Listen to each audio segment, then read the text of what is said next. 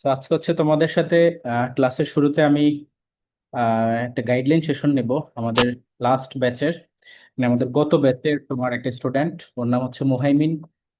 ও তোমার ওর admission experience, ও একই সাথে বিউপি এবং জাহাঙ্গীরনগর দুটাতেই চান্স পায়।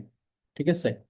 তো ওর অ্যাডমিশন এক্সপেরিয়েন্স এছাড়া তোমাদের জন্য কিছু গাইডলাইন প্লাস বুক রেফারেন্স সবকিছু এক্সপ্লেইন করবে আর কি। ঠিক আছে, দেন হচ্ছে এই সেশনটা শেষ হলে আমরা আমাদের রেগুলার ক্লাসে ব্যাক করবো। সো মহিমিন, তুমি কেমন আছো আর আমার কথা শুনতে পাচ্ছো?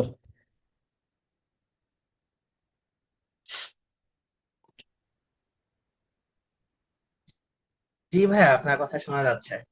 ওকে, তুমি কাইন্ডলি ভাই তোমার আসসালামু ভিডিওটা অন আলাইকুম। করতে পারো, তাহলে ভালো হয়। জি ভাই আসসালামু আলাইকুম। হ্যাঁ হ্যাঁ, ওয়ালাইকুম সালাম। হ্যাঁ, দেখতে পাচ্ছি। তুমি হচ্ছে তোমার পরিচয়টা ওদেরকে বলো, তারপর আমি বলতেছি। হ্যালো সবাইকে, আসসালামু আলাইকুম। আমার নাম মোহাম্মদ মুহাইমিন। আমি টপার্স অ্যাডমিশন কেয়ারের একজন স্টুডেন্ট ছিলাম, এবং আমি আমার অ্যাডমিশন জার্নিতে ফার্স্ট টাইমে থাকাকালীন রাজশাহী ইউনিভার্সিটি এবং চিটাগাং ইউনিভার্সিটিতে চান্স পেয়েছিলাম। পাশাপাশি ঢাকা সেন্ট্রাল ইউনিভার্সিটিতেও পরীক্ষা দিয়েছিলাম এবং চান্স ওখানেও হয়েছিল আর কি। আর সেকেন্ড টাইমে ভালো প্রস্তুতির জন্য রিফাত ভাইয়ের প্ল্যাটফর্মে ভর্তি হই, এবং সেকেন্ড টাইমে জাহাঙ্গীরনগর ইউনিভার্সিটি এবং বিইউপি, এই দুটো ইউনিভার্সিটি গ্র্যাড। এই আমার সংক্ষিপ্ত পরিচয়। আচ্ছা, তুমি এখন কোন ডিপার্টমেন্টে ভর্তি হইছো? আমি এখন ভাই জাহাঙ্গীরনগরে ইংলিশ ডিপার্টমেন্ট। ওকে। বিউপিতে তোমার এমনিতে কোন ফ্যাকাল্টিতে ছিল মেরিট?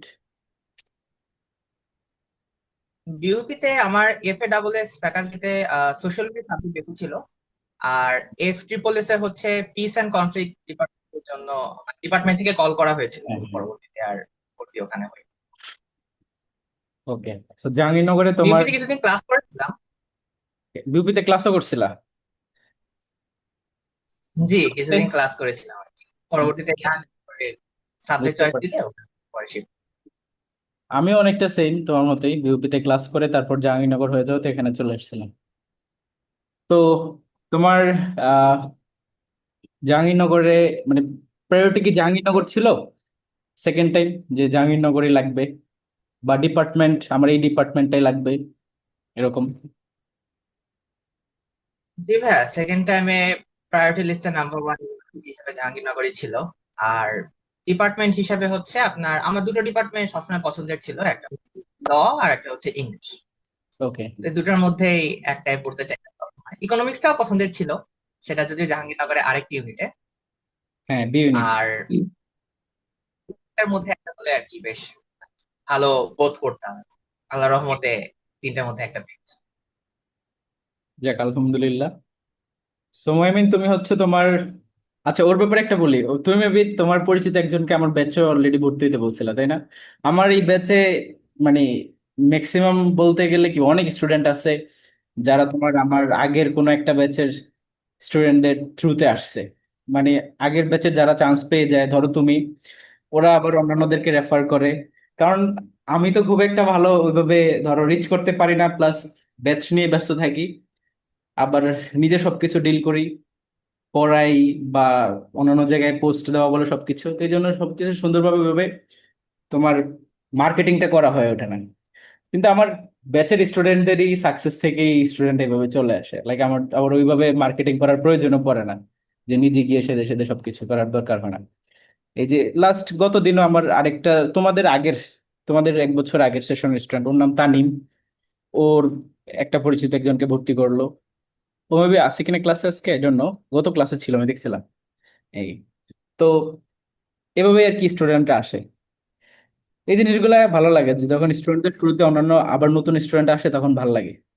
এনিওয়ে, তোমার অ্যাডমিশন এক্সপিরিয়েন্সটা তাহলে ওদেরকে বলো একটু ডিটেলসে, যে কিভাবে প্রিপারেশন নিছিলা, তারপর পরীক্ষার এক্সপিরিয়েন্স, তোমার নিজের মতো করে একদম ফার্স্ট টু লাস্ট একটু বলো, সেকেন্ড টাইম প্রিপারেশনটা। পরীক্ষার এক্সপিরিয়েন্স বলতে ভাইয়া, সেকেন্ড টাইমে আমার আসলে একটা প্ল্যাটফর্ম দরকার ছিল, যেখানে হচ্ছে আমি নিয়মিত এক্সাম দিতে পারবো এবং যারা হচ্ছে রেলেভেন্ট ইনফরমেশনটা আমাকে পড়াবে বা প্রোভাইড করবে। তো আপনার বিভিন্ন ভিডিও আমি ইউটিউবে দেখতাম, সেখানে আপনি কিছু কথা বারবারই বলতেন, যেমন একটা হচ্ছে যে বইয়ে অনেক গার্বেজ ইনফরমেশন থাকে যেগুলো পড়ার কোনো প্রয়োজন নেই, এবং রেলেভেন্ট ইনফরমেশন গুলো বারবার পড়তে হয়।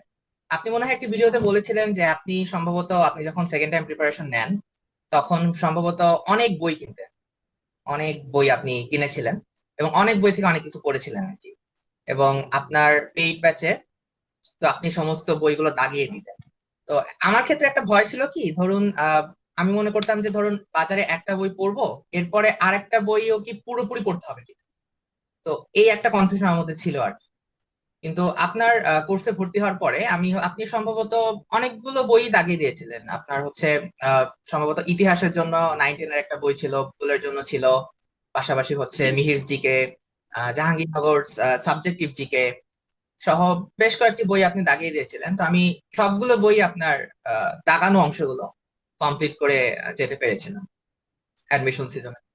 আর হচ্ছে এর পাশাপাশি ইংলিশ সাহিত্যের জন্য আপনি যে বইগুলো দাগিয়ে দিয়েছেন বা একটা আপনার নিজস্ব নোটস ছিল, ওইটাও পড়ে গিয়েছিলাম। এর পাশাপাশি আমি হচ্ছে আপনার ইংলিশ সাহিত্যের জন্য, ইংরেজি সাহিত্যের জন্য মাস্টার বই, তারপর আমার আরেকটা বই ছিল ইংলিশ ফর কম্পিটিটিভ এক্সামস, এই দুটো আমি নিজের থেকে আর কি পড়ে গিয়েছিলাম, পাশাপাশি আপনার নোটগুলো পড়েছিলাম।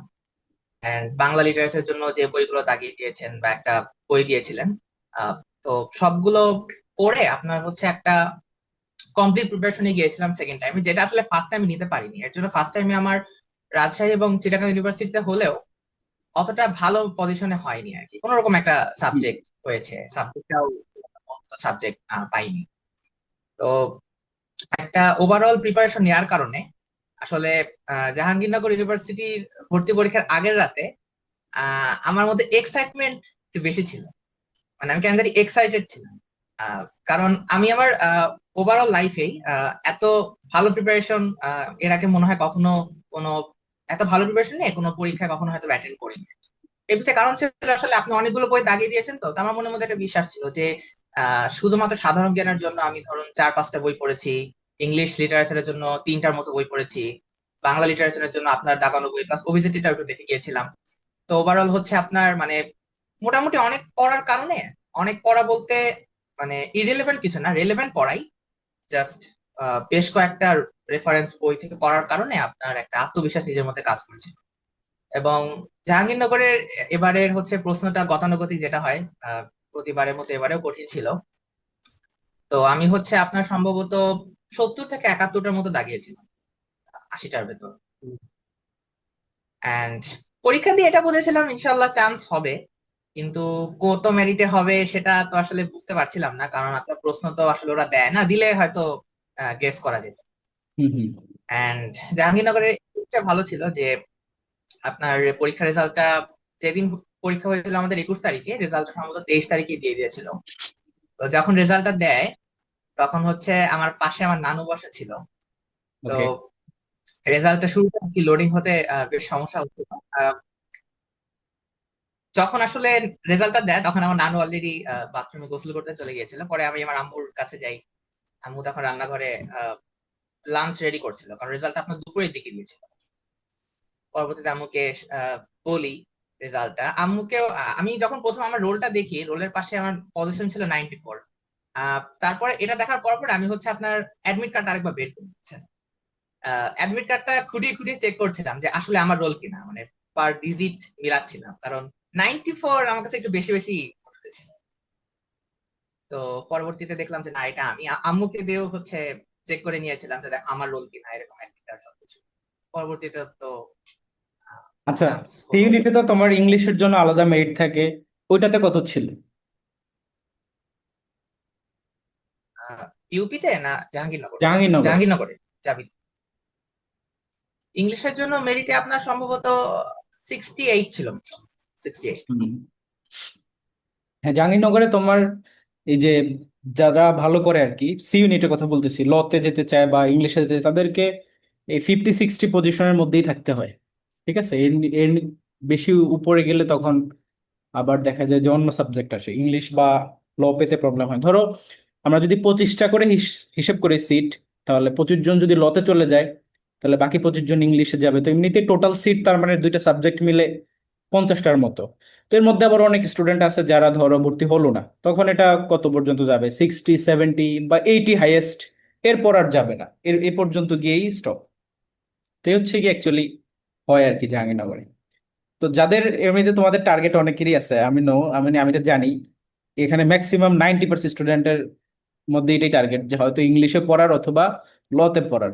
লাইক এটা স্টুডেন্টদের আগে থেকেই আগ্রহ থাকে। আর কিছু খুব কম পরিমাণ স্টুডেন্ট আছে যাদের ধরো ইকোনমিক্স বা আইবিএ এটার প্রতি টার্গেট থাকে। বাট ল ইংলিশের প্রতি সবার আগ্রহটা বেশি, এমনকি এখানে স্টুডেন্টদের কম্পিটিশন অনেক বেশি। আর জাহাঙ্গীরনগর তো, জাহাঙ্গীরনগরের ল বা জাহাঙ্গীরনগরের ইংলিশ বললে সেটা অন্যরকম ব্যাপার, লাইক এটা টপ নচ, ঠিক আছে, ভাইয়া, একটা প্রশ্ন সাবজেক্ট ছিল বলতে আপনার কাছে। Kind of. তো ভাইয়া তুমি এক প্রশ্ন। হ্যাঁ, কোশ্চেন আমরা একটু পরে কোশ্চেন নেই, ঠিক আছে, আমি ওর কাছ থেকে আরো কিছু জিনিস জিজ্ঞেস করে তারপর তোমাদেরকে কোশ্চেন সেশনে নিয়ে আসবো।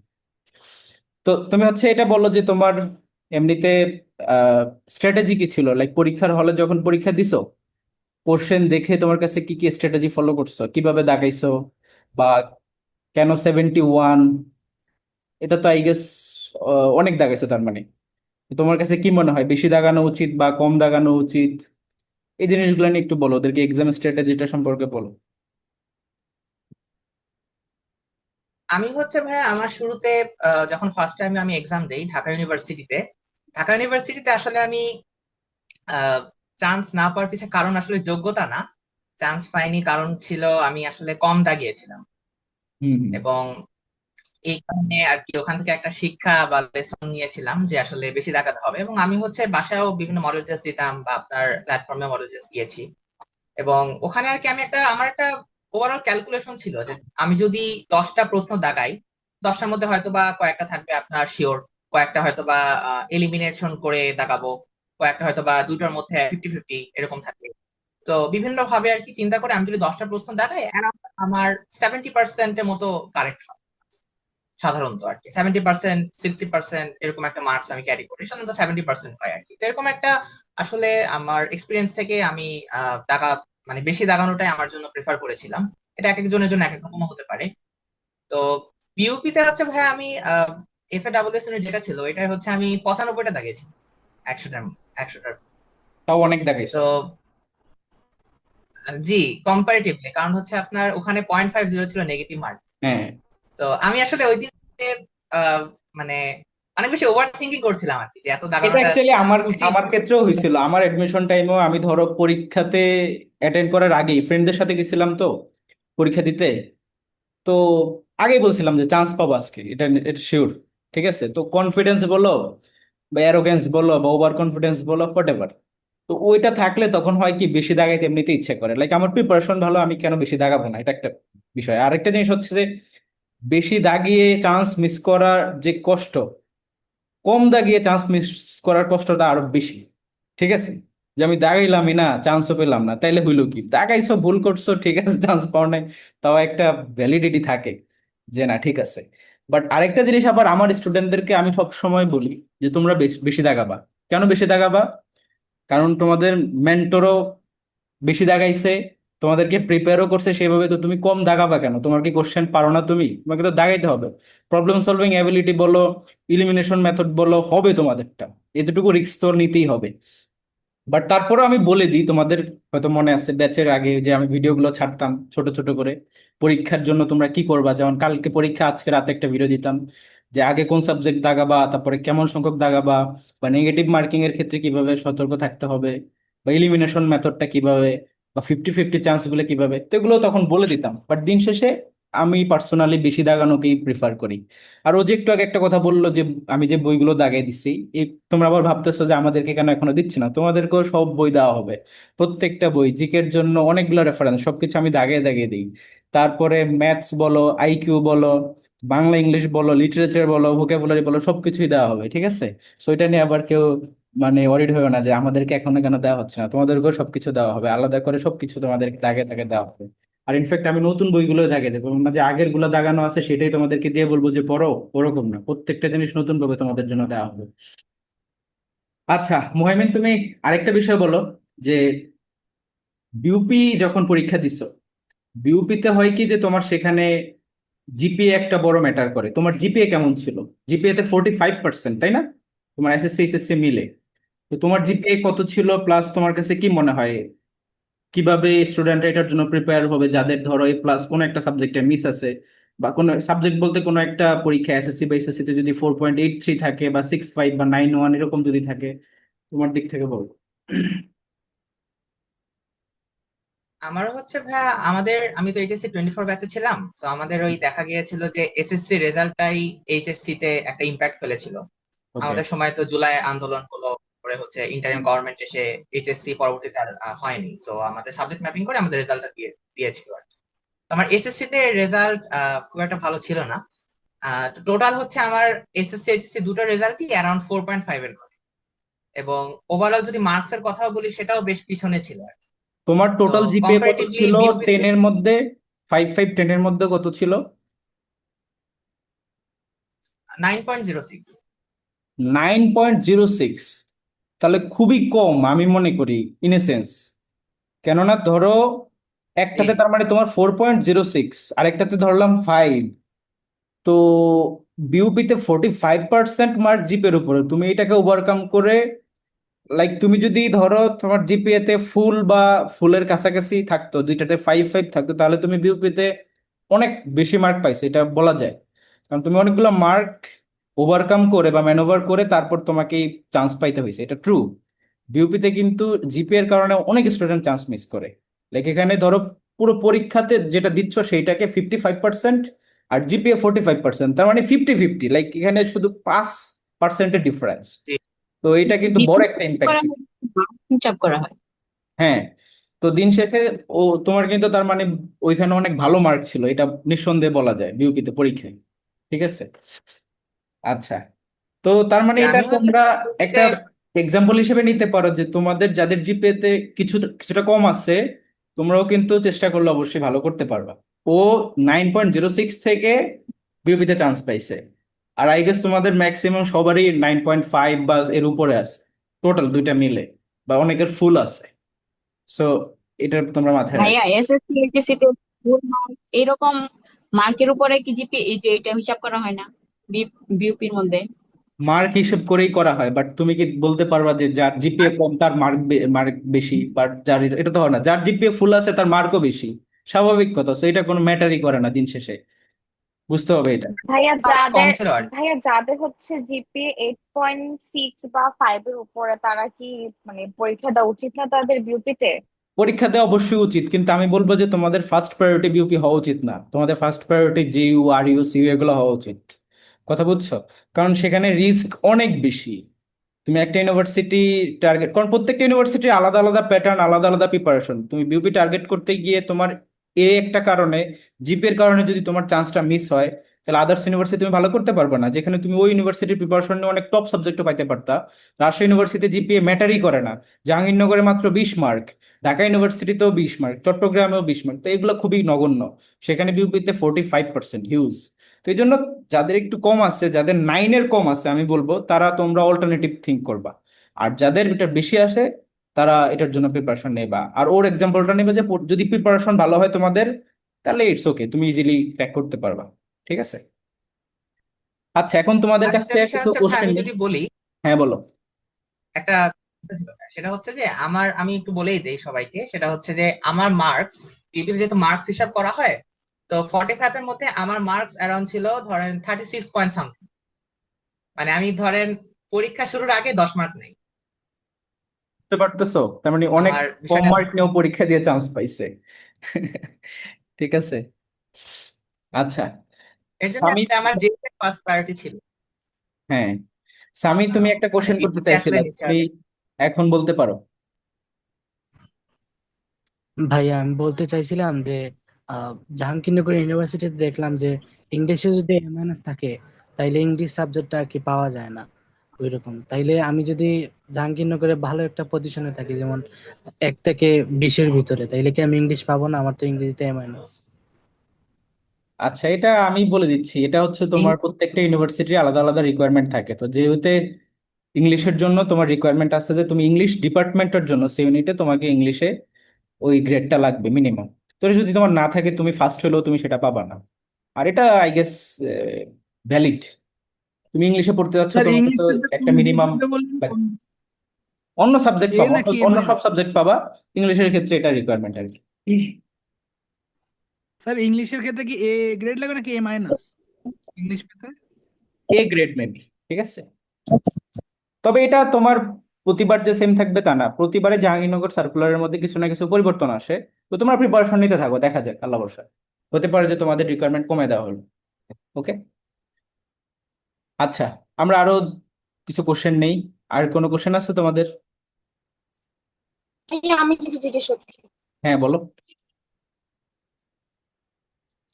ভাইয়া বই যে শেষ করার যে বিষয়টা, মানে আমরা, আচ্ছা বই আমরা আমাদের সিলেবাস গুলাতে ছিল ইন্টারের মধ্যে, আমরা পার্টিকুলার কিছু চ্যাপ্টার পড়ে গেছি, মুখস্থ করে গেছি, শেষ করছি, দেখো মুখস্থর বিষয়।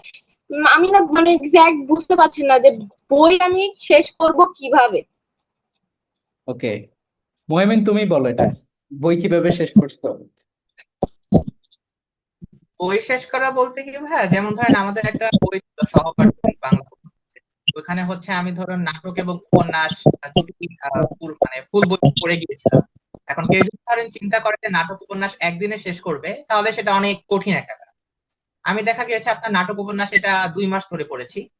আমার একটা ক্যালকুলেশন ছিল, যেমন হয়তোবা সিরাজউদ্দৌলা নাটকে সম্ভবত 45টার মতো পেজ রয়েছে, 45 পৃষ্ঠার একটা নাটক সেটি। তো আমি আপনার ভাগ করে পড়তাম। ধরুন আমার কাছে যদি 45 দিন থাকে, প্রতিদিন আমি 1 পেজ করে পড়তাম। তো এভাবে আর কি আমি বড় বড় বিভিন্ন বই বলুন বা হচ্ছে আপনার বড় বড় যে বই কমপ্লিট করা থেকে শুরু করে বিভিন্ন টপিক কমপ্লিট করা, আমি এভাবেই করেছি আর কি। আমার হাতে যে কয়েকদিন আছে এবং ওই বইটা পার্টিকুলারলি কত পেজের, তাকে ভাগ করে দিয়ে একটা আমার হিসাব থাকতো যে প্রতিদিন কতগুলো পেজ করে পড়তে হবে, তারপর সেটা রিভিশন দেওয়া, সবকিছু ভাবে আমি ক্যালকুলেটিভ ওয়েতে আর কি আমি আগাতাম। ধরুন যদি আজকে আমার 2 পেজ পড়ার কথা থাকতো, আমি যদি আজকে 2 পেজ না পড়তে পারি, সেটা আগামীকালকে 2 পেজের সাথে পড়ে দেওয়ার চেষ্টা করতাম। এভাবে আর কি আমি আগাতাম প্রতিদিন কনসিস্টেন্ট এফোর্ট দিয়ে। এভাবে আর কি বড় বড় বইগুলো সব শেষ করেছি, আল্লাহর রহমতে শেষ করতে পেরেছি। আচ্ছা, আরেকটা জিনিস হচ্ছে, আমাদের কোর্সের সাথে সাথেই দেখবা যে তোমাদের অনেকগুলো রেফারেন্স কমপ্লিট হয়ে গেছে। ধরো এক একটা টপিক পড়াবো যখন, তোমরা প্রত্যেকটা টপিকের সাথে রেফারেন্স বইটাও শেষ করো। রেফারেন্সের মধ্যে তো ওই বইটার মধ্যে তো ওই টপিকটা আছে, ইন্ডেক্স থেকে খুঁজে বের করে ওটা পড়বা। হতে পারে যে কিছু জিনিস সিরিয়ালি থাকবে, কিছু জিনিস শাফল আকারে বা জিগজ্যাগ থাকতে পারে, তো তোমার কিছু, তুমি হচ্ছে ইন্ডেক্স থেকে সেটাকে খুঁজে বের করে সেই টপিকটা পড়ে ফেলবা। আমাদের লেসনের পাশাপাশি রেফারেন্স গুলাও, দুইটা বই থাকলে দুইটা, তিনটা থাকলে তিনটা, এইভাবে করে প্রত্যেকটা বই দেখবা যে একসময় কমপ্লিট হয়ে গেছে। আমাদের লেকচার প্ল্যান কমপ্লিট হবে, তোমার বইগুলো দেখবা কমপ্লিট হবে। ঠিক আছে, এইভাবেও হয়ে যাবে। আর শেষ মোমেন্টে গিয়ে আমি তোমাদের জিকের জন্য আলাদা করে পুরো বই দেখাই দিই, একদম পার্ট পার্ট করে, বাংলাদেশ পার্ট পুরোটা, ইন্টারন্যাশনাল পার্ট পুরোটা, রিসেন্ট পুরোটা, তারপরে তোমার আদার্স সাবজেক্টিভ জিকের বইগুলা, বা তোমার বিসিএস এর ডাইজেস্ট বলো, সবকিছুই দেখানো থাকে, লিটারেচারের বইগুলো, লিটারেচার আমার নোটগুলো, তো সবকিছু এভাবে তোমাদেরকে প্রোভাইড করা হবে। বাট এখন যেহেতু পড়তেছো, এখন তুমি তোমার মতো যেগুলো মেইন বই হার্ড কপি তোমার টেবিলে আছে, সেই অনুযায়ী লেসনের পাশাপাশি ওইটা থেকে রেফারেন্স থেকে পড়বা, প্রিভিয়াস ইয়ারের কোশ্চেন প্র্যাকটিস করবে, এভাবে করে তুমি আগাবা। তো একটা জার্নির মতো আর কি অ্যাডমিশনটা, তোমাকে একটু একটু একটু করে সবগুলো জিনিসই কভার করতে হবে। আচ্ছা, আরো একজন থেকে কোশ্চেন নেই, তারপর আরেকজন বলো। হ্যাঁ।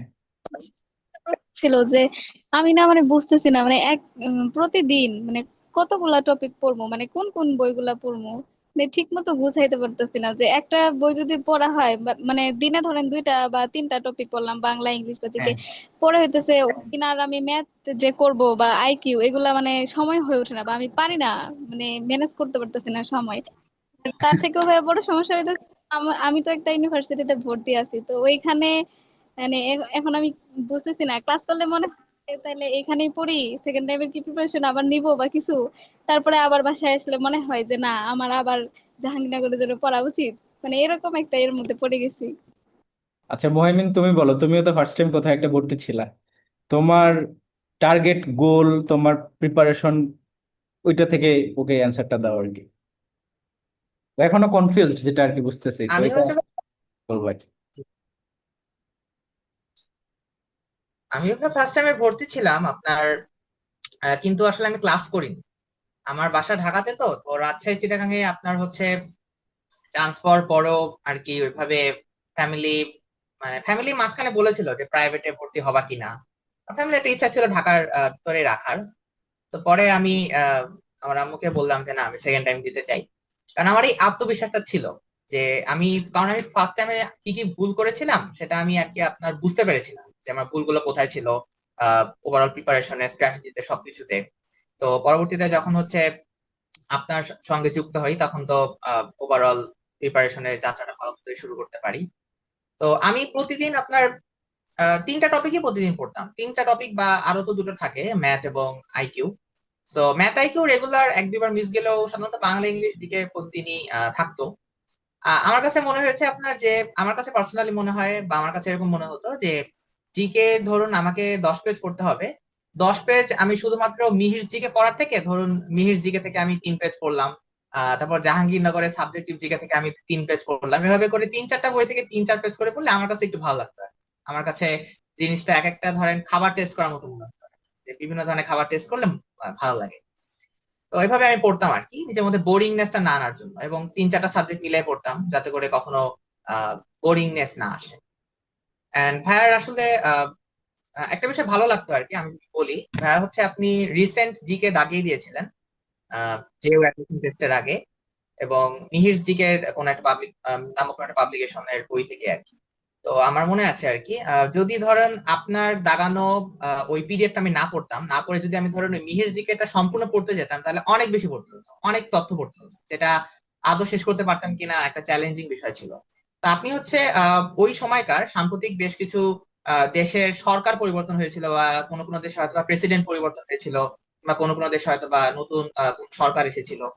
তো আপনি কয়েকটা দাগিয়ে দিয়েছিলেন, দেখা গেল যে 10টা দেশের প্রেসিডেন্ট পরিবর্তন হয়েছে, আপনি 3-4টা দাগিয়ে দিয়েছেন।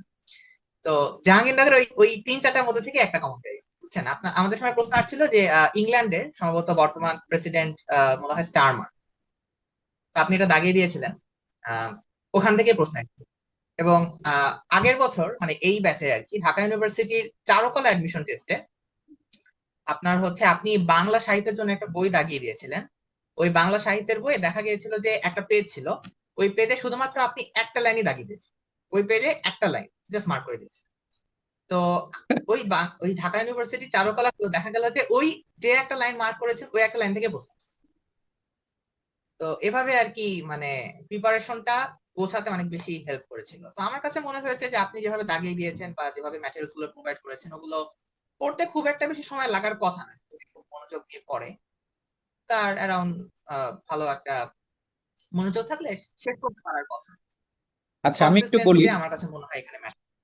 আচ্ছা এই যে কোশ্চেন করছিলাম মেবি নুরানি নুরা, তাই না? তোমাকে আগে হচ্ছে তোমার একটা গোল ফিক্স করতে হবে, ঠিক আছে? ধরো তুমি একটা জায়গায় ভর্তি আছো, তোমাদের মেন্টর, আমি এক জায়গায় ভর্তি ছিলাম, আজকে মোহাইমিনও এক জায়গায় ভর্তি ছিল ফার্স্ট টাইম। আমি কিন্তু ফার্স্ট টাইম একদম ওইখানে শুধু ভর্তি না, আমি ওখানে পড়তেছিলাম, ঠিক আছে? আমি খুলনা ইউনিভার্সিটির একটা সেমিস্টার কমপ্লিট করা, আমি ওখানকার বলতে গেলে ডিপার্টমেন্টের টপারে ছিলাম, ঠিক আছে? আমি চলে আসার কারণে আমাদের যে সেকেন্ড বয় ছিল সেরকম বলছিল যে মানে ও খুশি হয়ে গেছে আর কি, কাইন্ড অফ, ঠিক আছে? এরকম হয়েছে।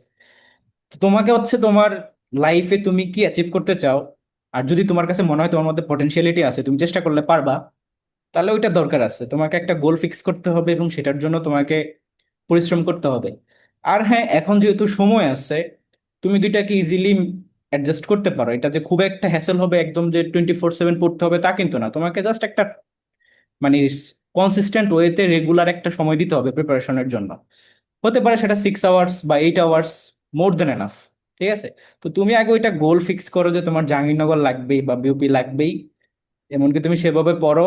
আর আমাদের ব্যাচের কন্টেন্ট, তুমি শুধু এটা মেক শিওর করো যে আমি যা যা কন্টেন্ট পড়াচ্ছি, ধরো অনেকেই আছে এক্সট্রা প্রিপারেশন নেয়, তোমার যদি সেটা করতে প্রবলেম হয়, তুমি অ্যাটলিস্ট আমাদের ব্যাচের কন্টেন্ট যা যা আমি যেভাবে আগাচ্ছি, রেগুলার ক্লাস করো, কন্টেন্ট কমপ্লিট করো, তোমার এডমিশনে চান্স হয়ে যাবে, এটা লিখে নিতে পারো, ঠিক আছে?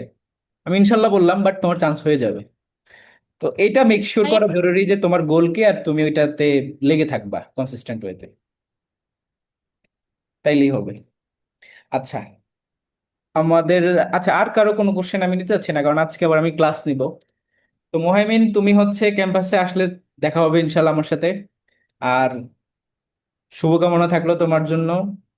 আর ইংলিশ পাইছো এটাতেই সীমাবদ্ধ না, নিজের চর্চা, নিজের সবকিছু ট্রাই করবা যে অন্যদের সাথেও শেয়ার করার জন্য, লাইক কোনো কিছু অ্যাচিভ করলে সেটা অ্যাকচুয়ালি আর অন্যান্যদের সাথেও করতে হয়। এটা আমি সবসময় স্টুডেন্টদেরকে বলি যারা ভালো করে আর কি, যে তোমরা শুধু লিমিটেড রাখবা না, সবকিছুই শেয়ার করবা।